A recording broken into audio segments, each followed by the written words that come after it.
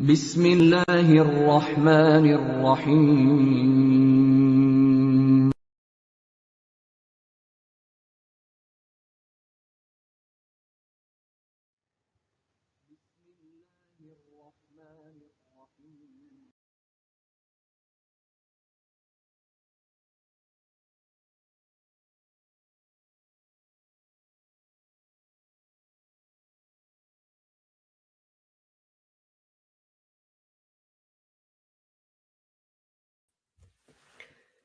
Assalamu alaikum. Welcome to today's broadcast. It is Wednesday, 13th of October 2021. And in our series, Reflections on the Holy Quran, this is broadcast number 263.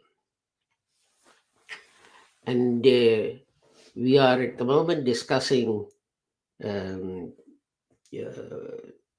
verse 93 of chapter 2 of the Holy Quran.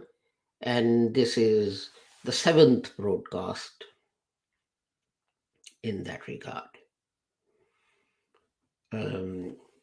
These broadcasts are brought to you by the courtesy of the Lahore Ahmadiyya community known as the Lahore Ahmadiyya movement and Ahmadiyya Anjuman Ishayat Islam and so on. This organization was created by Hazrat Mirza Ghulam Ahmad, who taught that though people want to bring another prophet after the Holy Prophet Muhammad, the Holy Quran says that the Holy Prophet was Khatamun Nabiyyin, and the Holy Prophet explained this by saying, Ana Khatamun Nabiyyin, La Nabi Abadi. So now no prophet can come. Not an old one, not a new one. But the companions, Razilullah Ta'ala, of the Holy Prophet Muhammad were worried by this.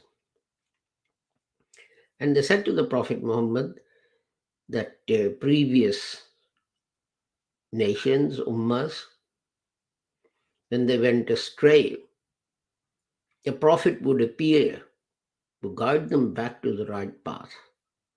So what will happen to the Muslims? And the Holy Prophet said, now, prophets won't come, but reformers, mujaddadeen will come. God will send mujaddadeen. And they will be entrusted with leading the whole of the ummah to the right path. And of course, this will lead to disagreements and so on. And although, as Hazrat Mirza Ghulam Ahmad said, people are very keen to call each other heretic and kafir and this and that, Hazrat Mirza Ghulam Ahmad Sahib Rahmatullah Alayh pointed to the hadith of the Holy Prophet Muhammad, in which he said that if one reciter of the kalima says to another reciter of the kalima that you are not a Muslim, then the heresy, the declaration of heresy, falls back on the person who says it. So stringent was the Holy Prophet Muhammad himself in this regard. And Hazrat Mirza Ghulam Ahmad also said that, look, people are keen to say that Ayah Rajam, Surah Walayat were part of prophetic revelation, but they're missing from the Holy Quran. But Hazrat Sahib said that God has said that I have revealed it and I will guard and protect it. So how can any part of prophetic revelation be missing from the Holy Quran? No verse of the Holy Quran, no prophetic revelation has been left out of the Quran. Again, many people are fond of saying this verse is abrogated and that verse is abrogated, of the Holy Quran is abrogated. Hazrat Mirza Ghulam Ahmad's teaching was that no verse of the Holy Quran was ever abrogated, and it cannot be abrogated because they are, as we said, under God's protection. And Hazrat Sahib stressed that jihad is a duty of every Muslim. But jihad is defined by the Holy Prophet, not by anyone else. And when returning from fighting, the Holy Prophet Muhammad said, from the minor jihad, we now return to the major jihad. And he explained that the major jihad is jihad bin nafs, fighting with your own inner self, your own evil desires. And you will notice that on the podcast, we have called it jihad, because this is a struggle that we are conducting to take the meanings, the understanding of the meanings of the words of the verses of the Holy Quran to people. Let us turn to those verses. As I said,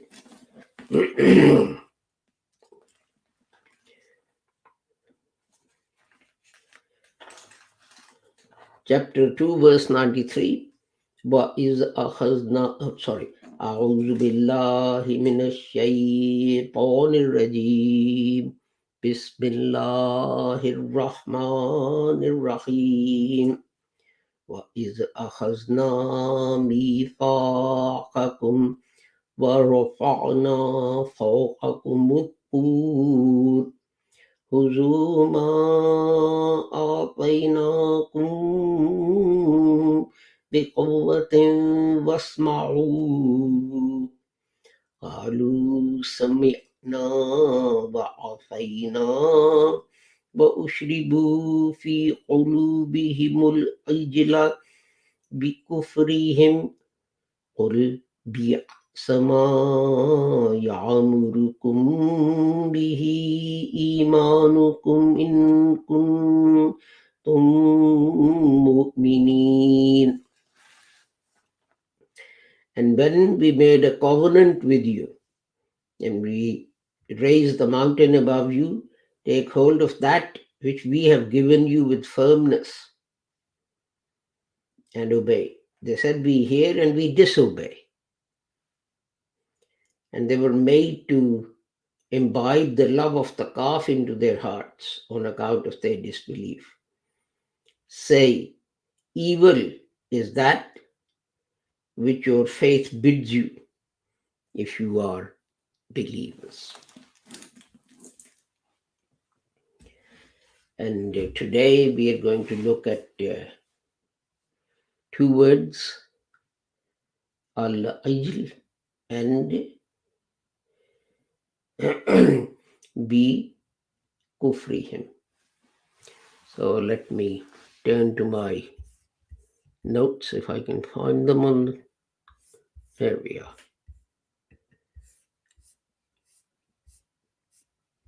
The first word,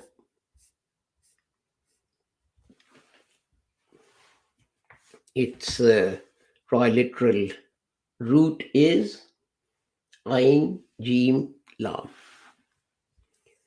And it occurs in the Holy Quran 47 times in 10 forms derived from this root, 19 times as Istajala,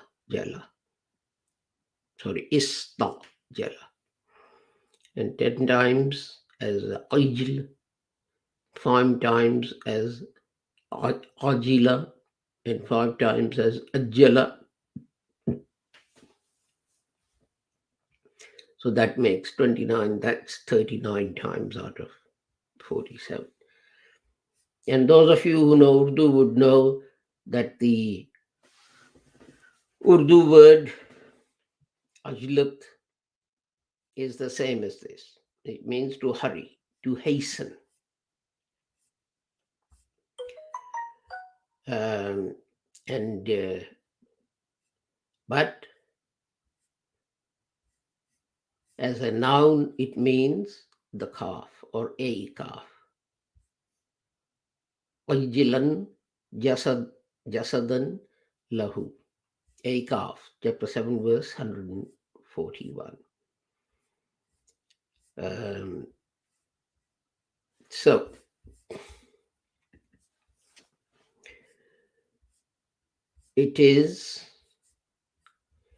it's applied mostly to human beings because it stands for the human desire to get things done very quickly before their time. I mean, to give you one example, that and in fact this word is used in that context, that if there's a she camel and she's pregnant, and if she can carry the pregnancy to its term or give birth early, and then there'll be problems with the child camel. And this is why the Holy Prophet said, Al ajalatu mina shaytan, that haste comes from Satan.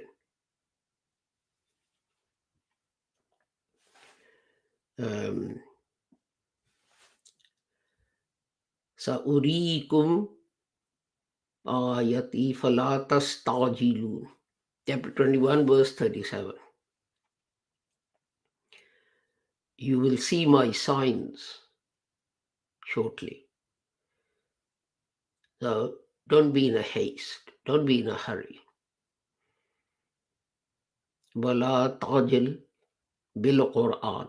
Chapter 2, verse 114.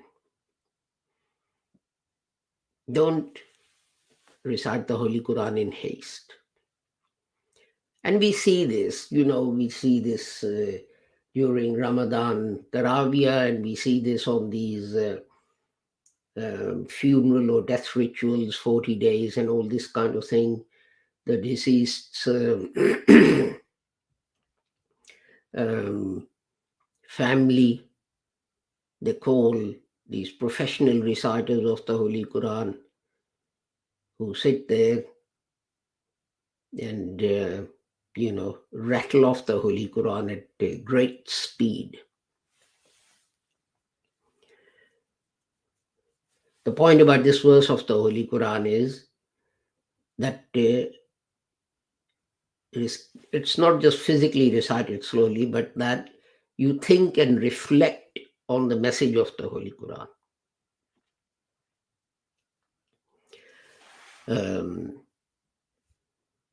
Because that is the main thing. If you just recite it and you don't understand it, and you haven't reflected upon it, it's at breakneck speed, like a high-speed train going from King's Cross to Edinburgh, then you might finish it in a physical sense, but will you gain any benefit from it? The major benefit is understanding the Holy Quran and its message, and its do's and its don'ts. And there is chapter 20, verse 84. وَأَجِلْتُ إِلَيْكَ رَبِّ لِتَرْضَى. This is Moses explaining to God that I rushed to you. God says, don't rush. There's no need for haste. Moses is saying that I ran to you in haste to please thee, O Lord. So he is justifying, Hazrat Musa alayhi salam is justifying that I was hurrying for something good.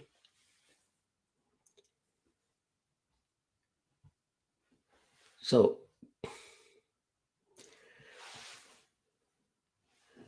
chapter 22 verse 47, it says وَيَسْتَعْجِلُونَكَ بِالْعَذَابِ. And these people, their actions, what they do, etc., hasten the punishment. And this another verse sort of makes this a part of human nature. Chapter 31 verse 37, خُلِقَ الْإِنسَانُ مِنْ أَجَلٍ. Then man was created in haste. It doesn't mean that God was in a hurry to create man because there was some program on television that he wanted to go and watch. But hastiness is a part of man's nature. That's what this means. And this is explained by another verse of the Holy Quran, chapter 17, verse 11. وَكَانَ الْإِنسَانُ أَجُولًا. And man was created hasty. So he does things in haste. And this verse I missed in the Urdu part, but this is chapter 17, verse 18. Man kana yuridal ajilata ajjalna lahu fiha panasha limanun nurid. And that is that someone who's hasty, who says, I've done good, just, give me the reward here. And God says, well, if someone wants an easy life, then we give him what he wants. Obviously, the implication here is that if man didn't haste, if he didn't hurry, in the hereafter, the reward will be much greater. Or another verse, chapter 38, verse 16. Ajillana qittana qabla yawmil hisab. Before the day of judgment, give us what is our due. So this can be this is an explanation of the previous verse that I recited. And then we have the meaning with which this word is used here. Al-ijl. Al-ijlu. And that is a calf. And God says here that you imbibed, you put into your hearts were flooded with the love for this calf. And the calf is, this word is used for a calf. Why? Because a calf is quicker than a bull. Bull may be stronger, may be able to charge at things and so on. But a calf is more flexible and it's much quicker. And there is a debate among people about, how old should it be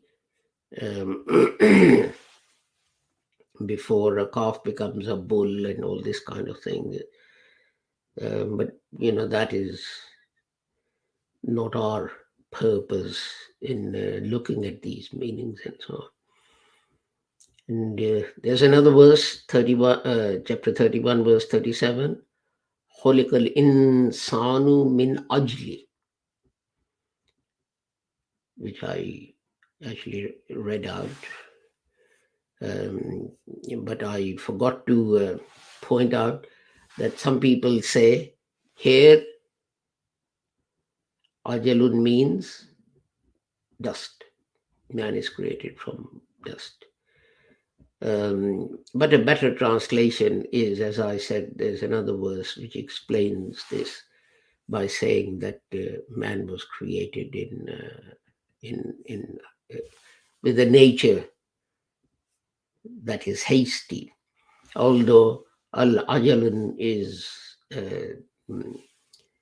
dust is also called al-ajalan, and this is probably why people have said that.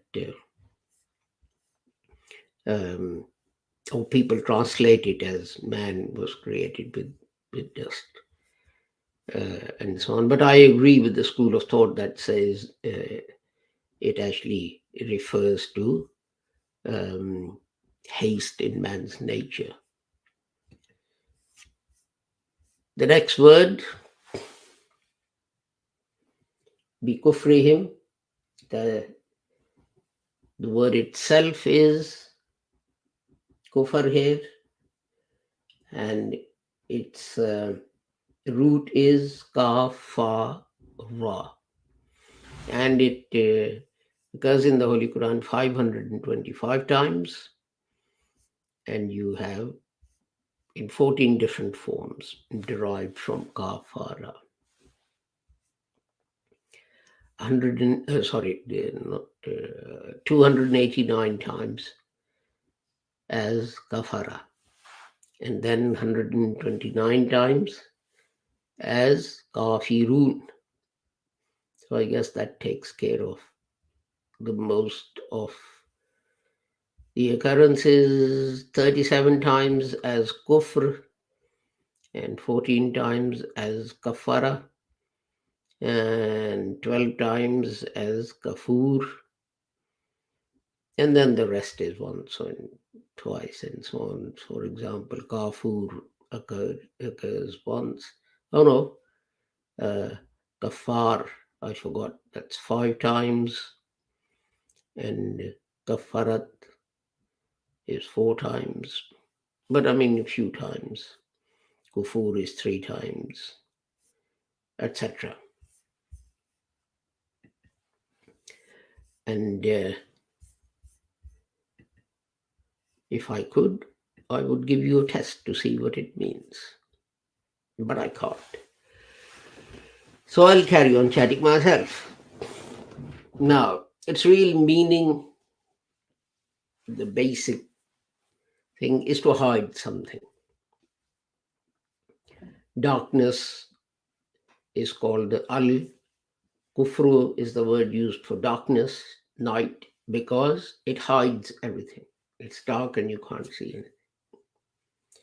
And a farmer or anyone really, even a gardener, who puts bulbs and seeds and things in the ground and covers them up with earth because he's hiding them, so to speak, then this word is used for him as well. Al-Kafur, the word I mentioned at the end, it's the skin that has the fruit within it, like a grape. You need that skin around the grape to hold the fruit actually in it. And from this comes the word kufurun. It basically means hiding or denying. And it's mostly applied to denial of existence of God or his unity or his Sharia or prophethood, etc. And but you can think of this in another way, that if you're hiding something that God has bestowed upon you as a blessing, the most common example would be resources and money. People hide the money they have. Why? Yeah, okay, there's privacy and you don't want people to know how much money you got, which is fine. But then people hide money so that they don't have to pay tax or zakat and so on it. So, that is something God has bestowed upon you, something good that God has given you, and you're hiding it. You're not sharing it. You see, the sun, God created, and it has light and heat and so on. And the sun doesn't care where it falls. The sun shares that with everyone. The sun doesn't care who's a Hindu and who's Arya Samaj and who's Sanatan Dharam and who's a Muslim and Christian and who's a Roman Catholic and who's a Protestant or Sunni and Shia and so on. Sun says, I don't care. God has given me this blessing, light and heat. And I'll let all of you share it. This is God's attitude. But we don't behave in the same way. We don't behave in the same way. If God blesses us with something, we try and hide it so that people don't know. Yes, okay. You want to keep it private, that's fine. That, people don't know. But then you don't have to tell them how much you have. But you can still use some of it to benefit humanity. And that is a denial of God's blessing. And God warns against that over and over again. Chapter 2, verse 152. Washkuru li wala takfurun. And be grateful to me. Be thankful to me. And don't hide my blessings. Don't deny my blessings.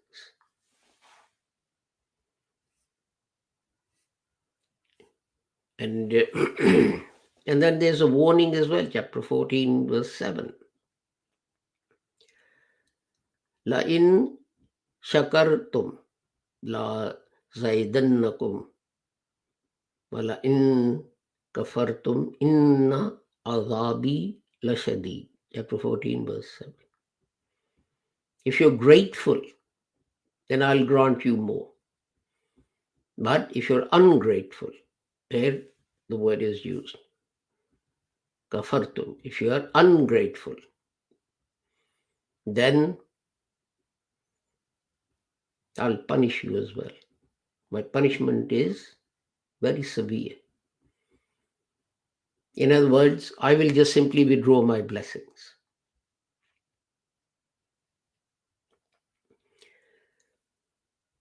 So, because of this inherent thing in the human nature that we do this, the word means total denial. Obviously, it is total denial. Someone says, I haven't eaten for 2 days, 3 days. Please help me, give me some money so I can have a meal. And say, I haven't got anything. And you might have 500 pounds in your pocket. So you are hiding it. You're denying God's blessing. You're refusing to share what He has given with those who are facing difficulties. So There's much more to say, but our time has run out. So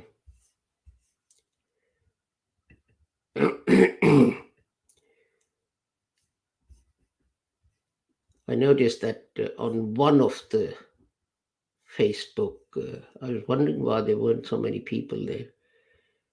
There was one Facebook page on which there was problem streaming for some reason. On the other pages, it is okay. So, but anyway,